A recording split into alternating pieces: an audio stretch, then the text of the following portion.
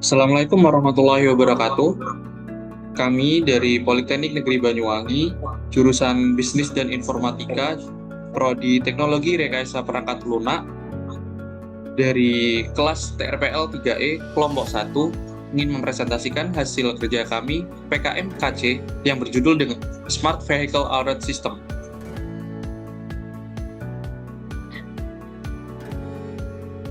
Dan izinkan perkenalkan anggota kelompok kami, yakni Diki Ardiansa sebagai ketua, Muhammad Arik Alfarizi sebagai anggota, Raffi Atalah Yuwono sebagai anggota, dan saya sendiri Rafli Ainun Prasetya sebagai anggota, Muhammad Elang sebagai anggota.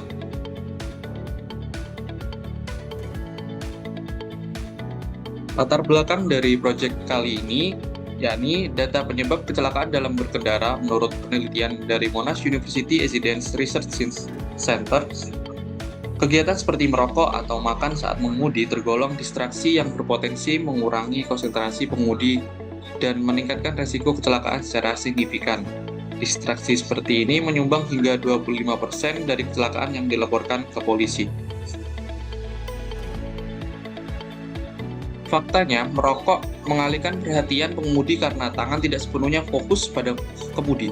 Asap dan abu rokok yang tertiup angin dapat mengganggu visibilitas dan kenyamanan pengendara lain, terutama pengendara motor di belakangnya. Contoh kasus, salah satu kejadian di sekitar kampus kami melibatkan pengendara motor yang terganggu oleh abu rokok dari mobil di depannya, sehingga menyebabkan kecelakaan ringan. Dampak merokok, yakni distraksi para pengemudi, aktivitas merokok saat menyulut, menghisap, atau membuang abu dan dapat mengurangi fokus pengemudi hingga 12%. Ini sudah terbukti oleh WHO. Bahaya bagi pengguna jalan lain, abu rokok yang berterbangan berpotensi mengenai mata pengendara motor, menyebabkan iritasi atau hilangnya keseimbangan. Asap rokok di dalam kabin dapat membahayakan penumpang, terutama anak-anak atau individu dengan gangguan pernapasan. Data statistik menurut National Highway Traffic Safety Administration (NHTSA), merokok saat berkendara meningkatkan risiko kecelakaan hingga 1,5 kali lipat.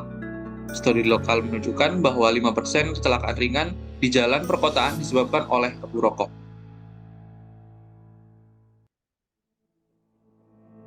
Bagaimana pentingnya penanganan masalah ini?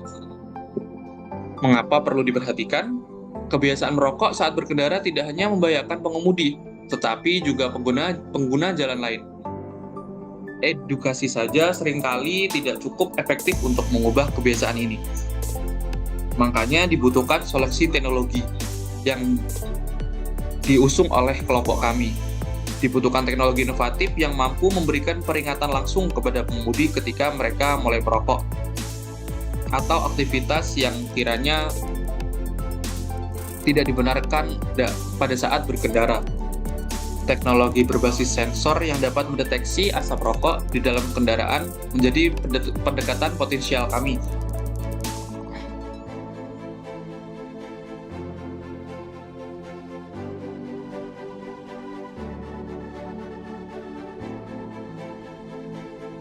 Smart Vehicle Alert adalah solusi kami, inovasi teknologi yang dirancang untuk memantau dan mendeteksi perilaku yang melanggar peraturan lalu lintas secara otomatis.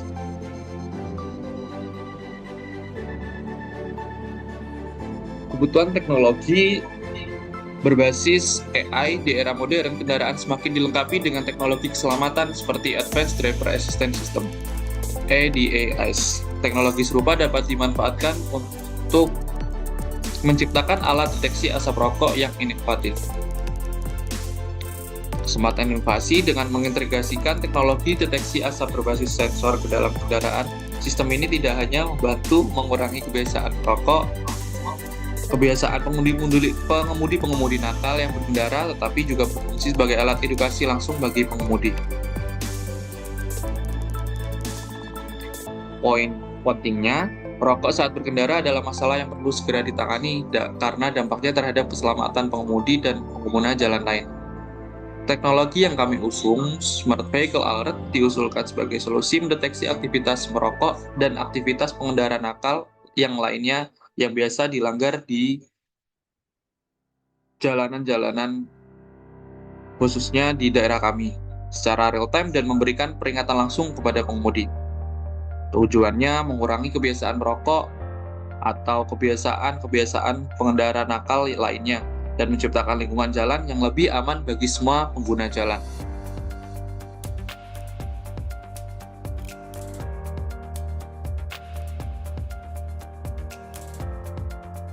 Selanjutnya akan saya berikan kepada rekan saya, Raffi Atala Yuwono.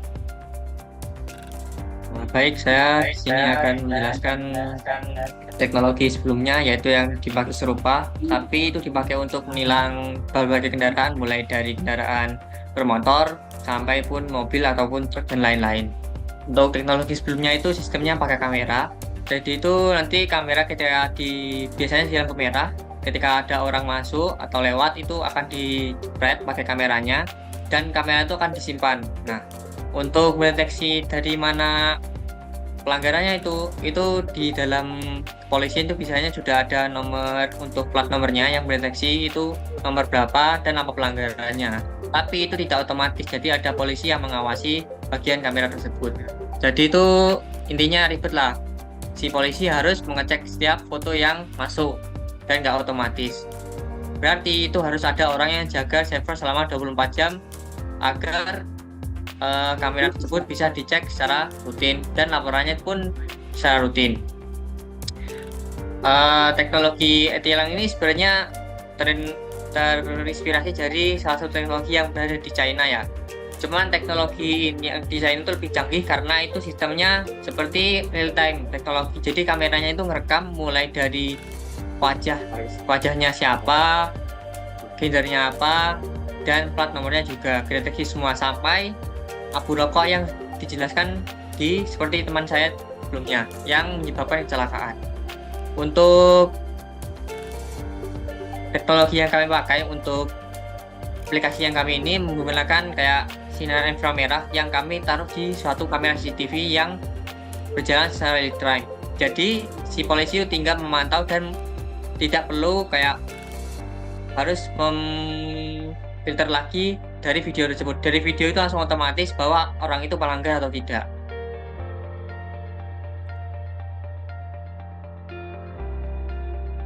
Untuk kelebihan dari aplikasi sebelumnya, yang pasti biayanya lebih terjangkau karena itu hanya kamera biasa dan otomatis untuk jepret gitu aja. Simpan gambar nggak perlu real time setiap hari harus berjalan. Hanya ada ketika orang lewat. Jadi kalau nggak ada orang lewat ya kameranya hanya hidup aja nggak jepret.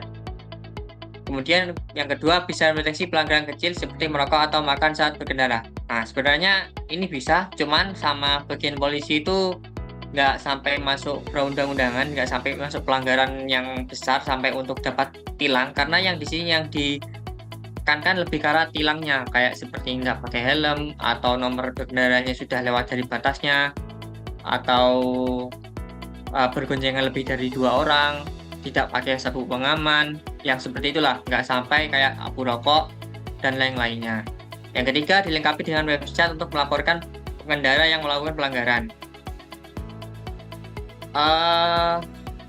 Ini sebenarnya websitenya udah ada seperti punya kami, cuman kalau di aplikasi yang kami buat ini nanti ada website laporan yang bisa dipakai oleh pelanggar yang emang ingin melaporkan kejadian tersebut di lokasi. Sepertinya ketika ada orang berkendara naik sepeda motor yang ingin melaporkan orang yang sedang naik mobil tapi merokok, kan biasanya ada nanti di mobil tuh buka jendela dan orang yang merokok kan.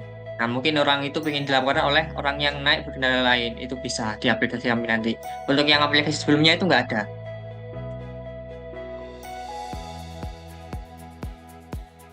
Untuk kelemahan dari aplikasi kami itu yang pasti ya belum bisa mendeteksi semua pelanggaran lalu lintas seperti pengendara yang merokok atau makan. Jadi itu kalau di aplikasi yang tilang ini itu nggak bisa mendeteksi pengendara yang merokok atau makan. Yang seperti saya sebutkan kemarin karena nggak ada teknologi khususnya seperti kamera inframerah atau kayak sistem AI-nya belum ada. Hanya berbentuk kamera aja dan dipasang untuk ketika ada orang lewat jepret gitu aja. Dan Yang kedua, yang pasti untuk aplikasi kami ini harganya mahal dan masih belum merata. Eh, yang pasti karena ada tambahan seperti kamera inframerah itu, maka lebih mahal lah harganya. Mungkin sekitar jutaan lebih lah, puluhan juta lah. Tapi nggak apa-apa, tapi itu lebih worth it karena untuk aplikasi kami itu tinggal monitoring aja, nggak perlu orang harus mengecek dan memverifikasi bahwa itu melanggar atau tidak. Nanti langsung otomatis lah dari AI-nya, ada programnya sendiri. Dan juga ada aplikasi lapornya kan. Jadi orang polisinya tinggal ngecek apakah sama apa enggak. Tinggal gitu aja, nggak perlu lihat videonya atau fotonya satu persatu.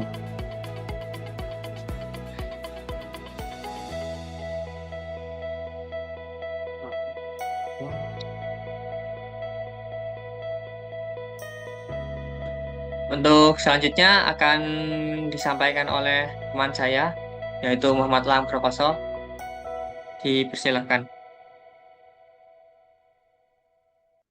Ya, jadi dalam melaksanakan proyek Smart Vehicle Alert, kita menggunakan metode pelaksanaan, yaitu ada dua. Yang pertama, analisis kebutuhan, dan yang kedua adalah perancangan sistem. Yang pertama, analisis kebutuhan, langkah pertama, itu masih kita bagi menjadi 4, yaitu yang pertama, identifikasi kebutuhan pengguna, kedua, analisis regulasi, ketiga, spesifikasi fungsionalitas, dan yang terakhir adalah studi teknis. Untuk langkah kedua, perancangan sistem, kita bagi menjadi 3, yaitu pertama, arsitektur sistem, yang kedua, desain antarmuka pengguna, dan yang terakhir, yang ketiga, desain komunikasi. Untuk waktu pelaksanaan proyek ini sendiri, yaitu berjalan dari bulan Juni sampai dengan bulan September 2024. Dan metode pelaksanaannya ada dua, yaitu luring dan daring.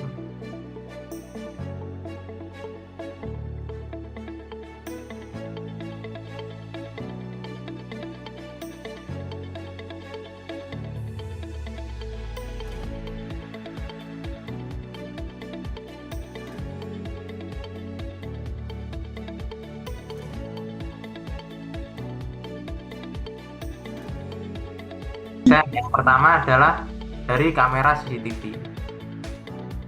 Kamera CCTV yang digunakan adalah kamera yang beresolusi tinggi dan dilengkapi dengan mini komputer atau dikenal Raspberry Pi yang berfungsi untuk mengolah data dari gambar yang ditangkap dan dikelompokkan ke pelanggaran atau tidak.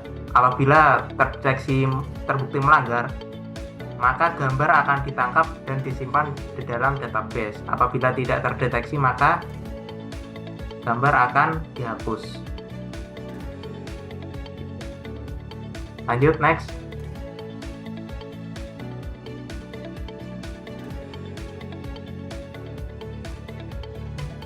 Yang kedua adalah desain website laporan.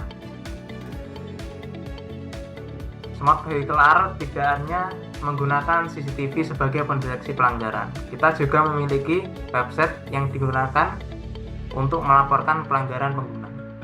Jadi pengguna atau pengendara lain yang melihat seseorang melanggar bisa melaporkan kepada website ini dengan cara membuat pengaduan dan mengirim bukti pelanggarannya. Apabila terbukti melanggar dan setelah dideteksi oleh petugas, maka nanti akan diberi sanksi. Next.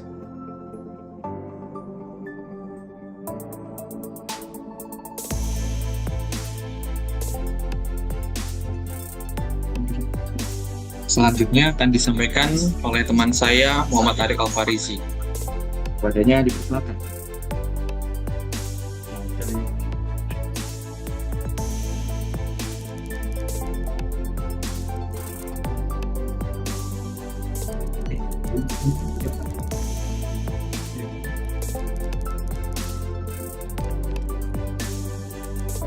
Oke.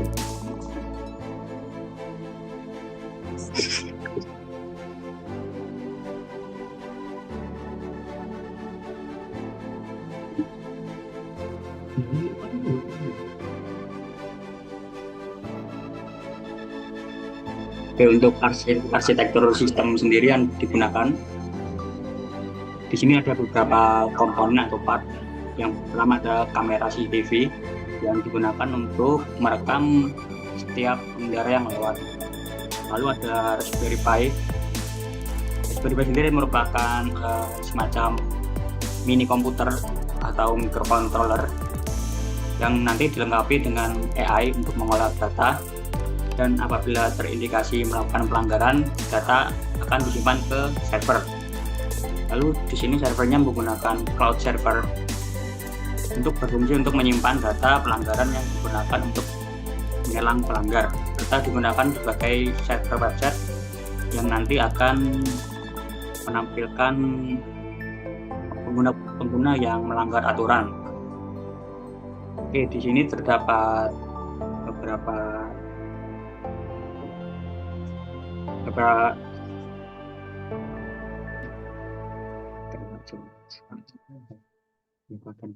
Oke, di sini terdapat beberapa bagian, yaitu hardware, AI processing, lalu ada interface untuk user, publik, dan untuk interface untuk admin.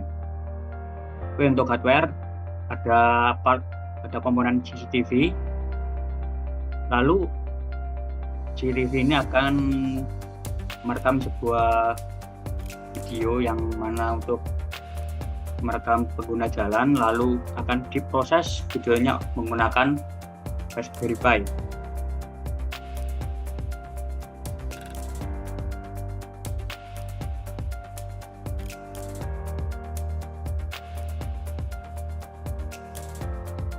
Yang mana video dari CCTV dan data dari sensor dikirim ke Raspberry Pi, lalu dilakukan pemrosesan awal, diteruskan ke modul AI processing. Yang mana di modul AI processing kita menggunakan metode klasifikasi untuk menentukan mana pengendara yang terdeteksi merokok atau tidak. Jika ada indikasi pengguna merokok, maka image capture-nya atau gambarnya itu akan dikirim ke server yang nantinya akan disimpan ke database,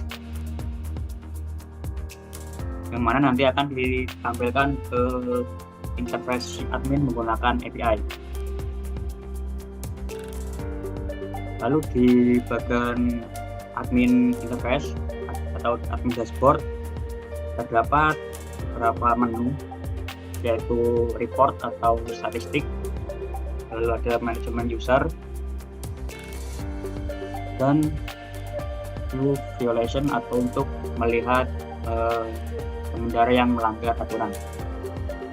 Lalu ada bagian selanjutnya yaitu public interface-nya untuk user publik atau keseluruhan, yang mana ada beberapa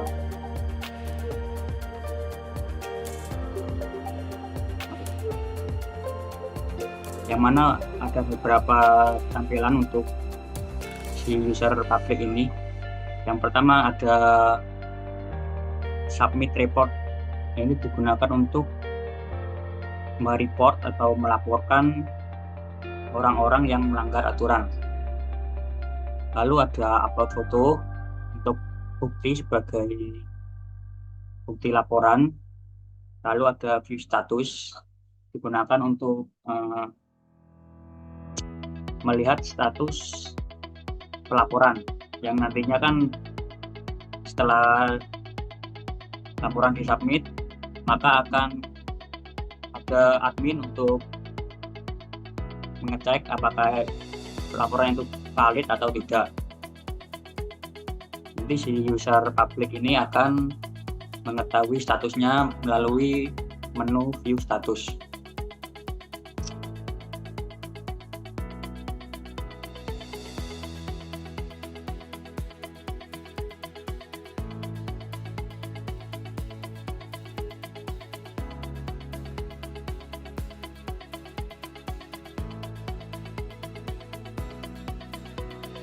Baik, setelah ini adalah manfaat untuk aplikasi kami yang akan disampaikan dengan teman saya, Raffi.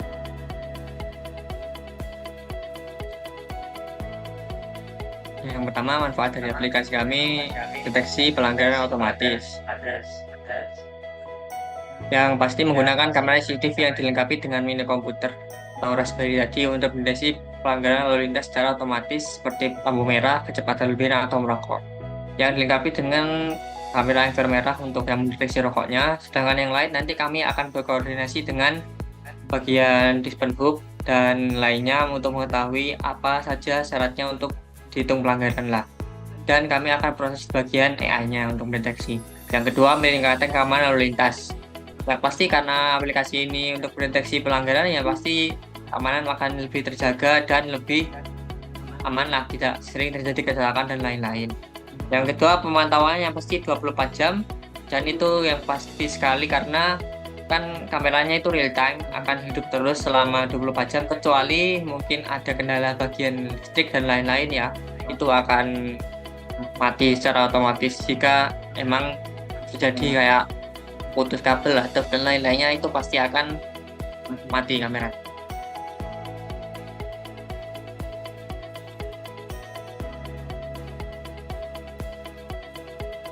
Baik. Telah sampai langkah kita di kesimpulan presentasi kami yang akan dibacakan langsung dan disampaikan langsung oleh teman saya di RDS. Ya, dipersilakan.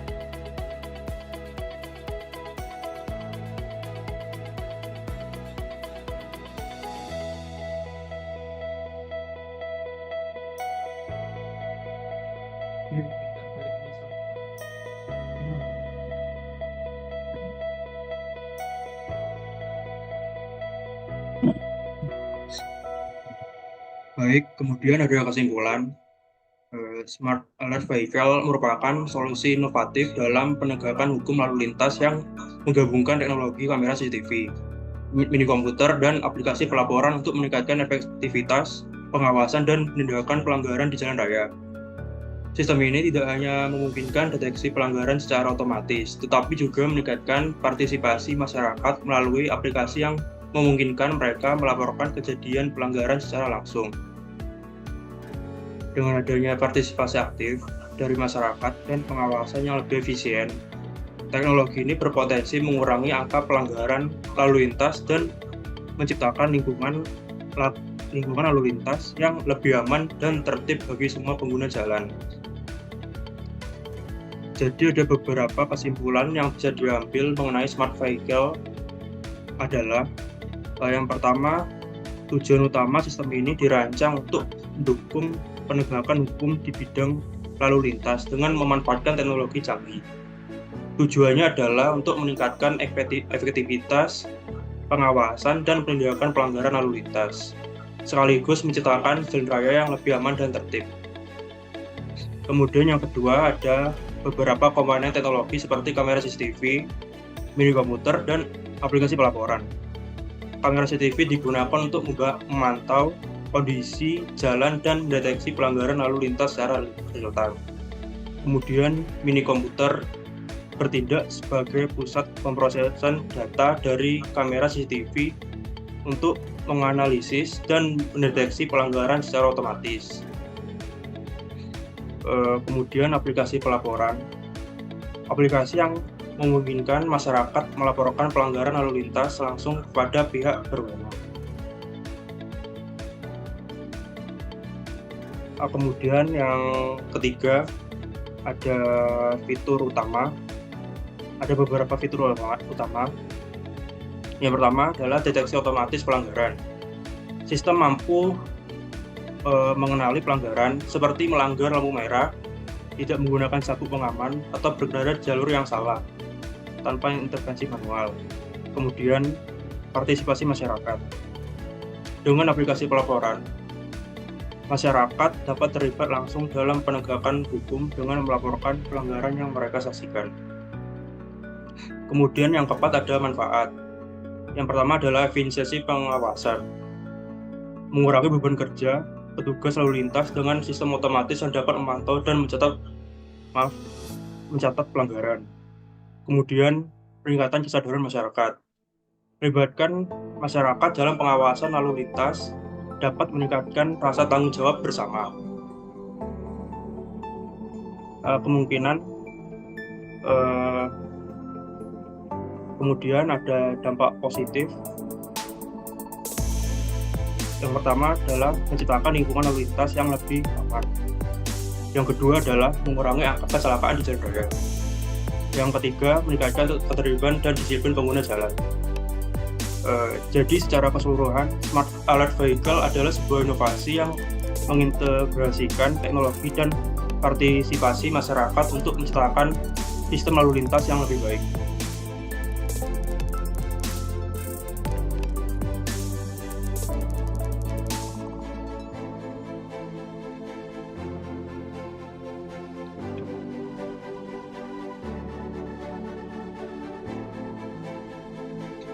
Baik, itu tadi presentasi dari kami kelompok 1 TRPL 3E yang dimana proyek kami ialah Smart Vehicle Alert.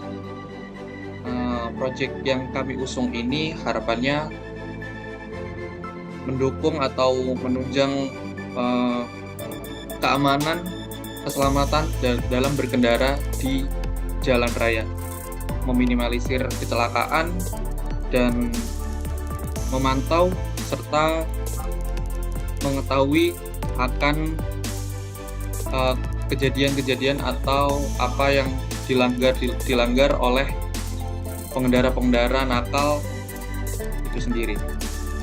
Sekian dari kami. Wabillahi taufik walhidayah. Kurang lebihnya mohon maaf. Terima kasih. Wassalamualaikum warahmatullahi wabarakatuh.